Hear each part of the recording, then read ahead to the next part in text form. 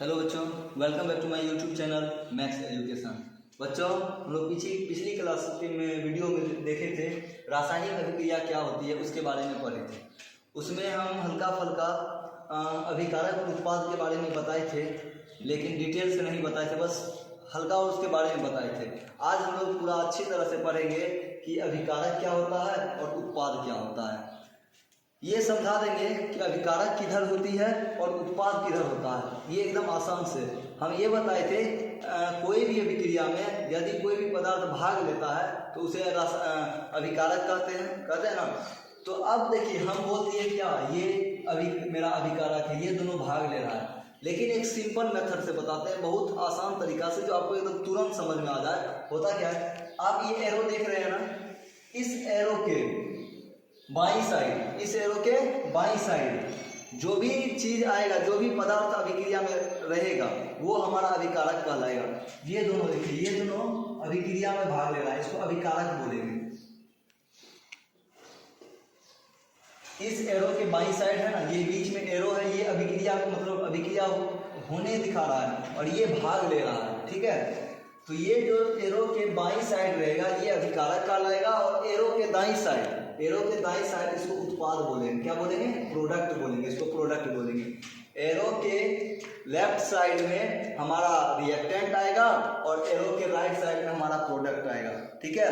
इसका तो परिभाषा देंगे कि जब कोई पदार्थ अभिक्रिया में भाग लेता है, यानी कि एरो के इधर अभिक्रिया में भाग लेता है, उसे अभिकारक कहेंगे, और जो अभिक्रिया के फलस्वरूप बनेगा उसे उत्पाद कहेंगे, ठीक है। हम आशा करते हैं समझ गए होंगे, ठीक है। कर दो। आगे की टॉपिक हम लोग रासायनिक अभिक्रिया पढ़ लिए, उत्पाद और अभिकारक क्या होता है ये पढ़ लिए। अब हम लोग पढ़ेंगे इसी चैप्टर में आगे का टॉपिक है रासायनिक समीकरण।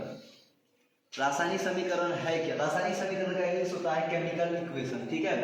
रासायनिक समीकरण क्या होता है? किसी भी अभिक्रिया को, जैसे हम लोग लिखे हैं ना, जब मैग्नीशियम को ऑक्सीजन की उपस्थिति में अभिक्रिया कराते हैं तो मैग्नीशियम ऑक्साइड प्राप्त होता है। तो ऐसा जो भी अभिक्रिया है, किसी भी अभिक्रिया को जब हम लोग संकेत या सूत्र की मदद से लिखते हैं तो उसे रासायनिक समीकरण कहते हैं।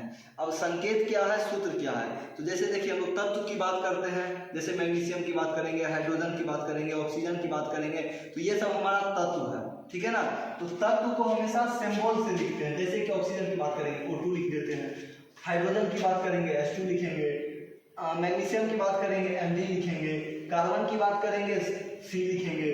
तो ये सब हमारा जितना भी सिंबल है, जितना भी तत्व का सिंबल है, वो सारे का सारे क्या किससे लिखेंगे? क्या कहते हैं, सिंबल से लिखेंगे, यानी कि संकेत के रूप में लिखेंगे। लेकिन जैसे कि बोलते हैं अभिक्रिया के बाद जो होता है वो एक सूत्र बनता है और मतलब तत्व भी बनता है। तो सूत्र किसको बोलेंगे?